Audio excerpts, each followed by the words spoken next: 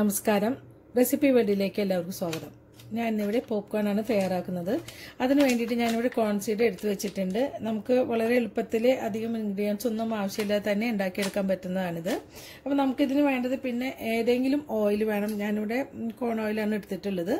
പിന്നെ നമുക്ക് ഉപ്പ് വേണം. ഇത്രയും കാര്യങ്ങളുണ്ടായാൽ നമുക്ക് പോപ്കോൺ ഉണ്ടാക്കാം. അപ്പോൾ നമുക്ക് എങ്ങനെയാണ് തയ്യാറാക്കുന്നത് നോക്കാം. ആദ്യം തന്നെ ഒരു പാത്രം ഞാൻ സ്റ്റൗവിൽ ഓൺ ചെയ്ത് വെച്ചിട്ടുണ്ട്. അപ്പം നമുക്ക് ചൂടായാൽ എണ്ണ ഒഴിക്കാം. സ്റ്റവ് ഞാനിവിടെ ഓൺ ചെയ്ത് വെച്ചിട്ടുണ്ട്. പാത്രം ചൂടായി കഴിഞ്ഞിട്ടുണ്ട്. അപ്പം നമുക്കിതിലോട്ട്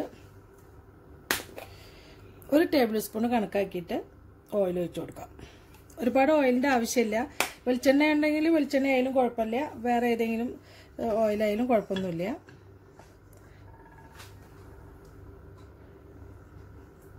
മീഡിയം ഫ്ലെയിമിൽ ഇട്ടാൽ മതി. അതിനുശേഷം നമ്മൾ ഈ കോണ് ഞാൻ എൻ്റെ കൈ കൊണ്ട് 2 കൈ നിറച്ചാണ് ഞാൻ എടുത്തിട്ടുള്ളത്. നിങ്ങൾക്ക് കാണിക്കാനായിട്ട് ഞാൻ 1/2 കപ്പ് ഞാനിവിടെ എടുത്തിട്ടുണ്ട്. കണ്ടോ, നമുക്ക് എല്ലാവർക്കും ഇപ്പോൾ അളവ് കപ്പൊന്നും ഉണ്ടാവില്ല. അപ്പോൾ ഇതേപോലെ 2 കൈ നിറച്ചിട്ടാണ് ഞാൻ എടുത്തിട്ടുള്ളത്. കണ്ടോ, അത് ഇത്ര അളവ് പാടുള്ളൂ എന്നൊന്നുമില്ല. നമുക്ക് കുറച്ച് വലിയ പാത്രം തന്നെ എടുക്കണം. ഇത്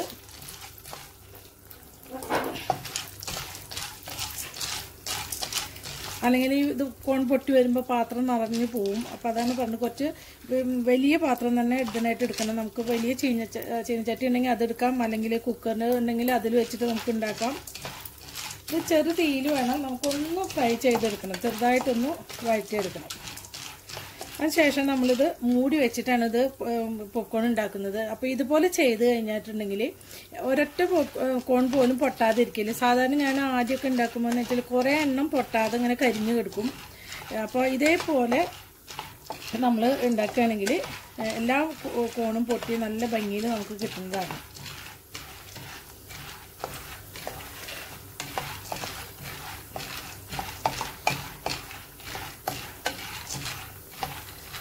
ഒരു മീഡിയം ഫ്ലെയിമിൽ ഇട്ടിട്ട് ഇത് ഇളക്കിക്കൊണ്ടിരുന്നാൽ മതി.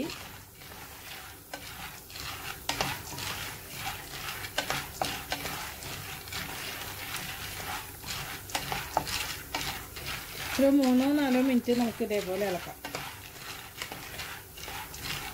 ചെറുതായിട്ടൊരു സ്മെല്ലൊക്കെ വരും. അപ്പോൾ അതാണ് നമുക്കിതിൻ്റെ നമുക്ക് എങ്ങനെയാണിത് മൂപ്പായോ എന്നൊക്കെ അറിയാനായിട്ട്.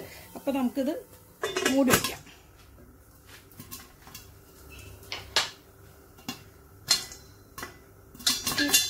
കണ്ടോ, തീയൊന്ന് നമുക്ക് കുറച്ച് കൊടുക്കാം. പുറത്തുനിന്ന് ശബ്ദം നിങ്ങൾ കേൾക്കുന്നുണ്ടാവും എന്ന് വിചാരിക്കുന്നു. ഇതേപോലെ കവർ ചെയ്തിട്ട് വേണം കേട്ടോ അത് ശരിക്കും നമുക്ക് ഇത് ഉണ്ടാക്കാനായിട്ട്, അല്ലെങ്കിൽ മുഴുവൻ പുറത്തേക്ക് പൊട്ടിപ്പോവും.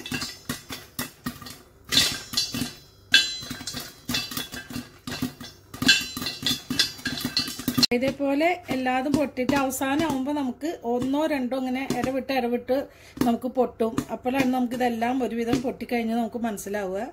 കണ്ടപ്പോൾ എല്ലാതും പൊട്ടിക്കഴിഞ്ഞു. ശബ്ദമൊന്നും ഇനി അധികം കേൾക്കണില്ല. ഇനിയിപ്പോൾ 1-2 കേൾക്കുന്നുണ്ടാവും. അപ്പോൾ നമുക്ക് ഇത് തുറന്ന് നോക്കാം.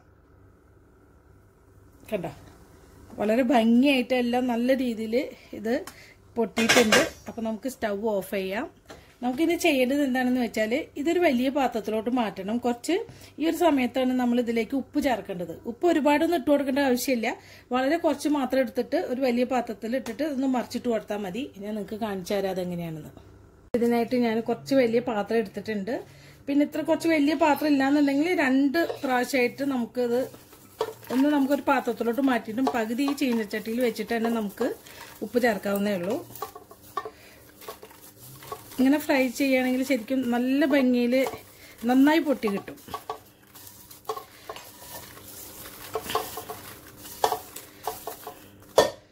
കണ്ട, അതിൻ്റെ അടിയിൽ നിങ്ങൾക്ക് ഞാൻ കാണിച്ചു തരാം. കണ്ട, ഒന്നുപോലും പൊട്ടാതെ കിടക്കണില്ല. എല്ലാം പൊട്ടി കഴിഞ്ഞതാണ്. ചിലപ്പോൾ 1-2 ഇടയിൽ കാണും, പക്ഷേ ഒരുവിധം എല്ലാതും ഇതേപോലെ ചെയ്ത് കഴിഞ്ഞാൽ പൊട്ടും. അപ്പോൾ ഞാൻ പകുതി ഞാൻ ഇതിലിട്ടിട്ടുണ്ട്. ഇനി നമുക്ക്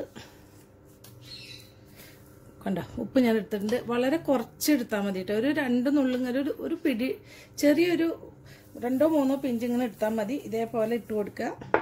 അതിനുശേഷം ഇതേപോലെ ഒന്ന് മറിച്ചിട്ട് കൊടുക്കുക.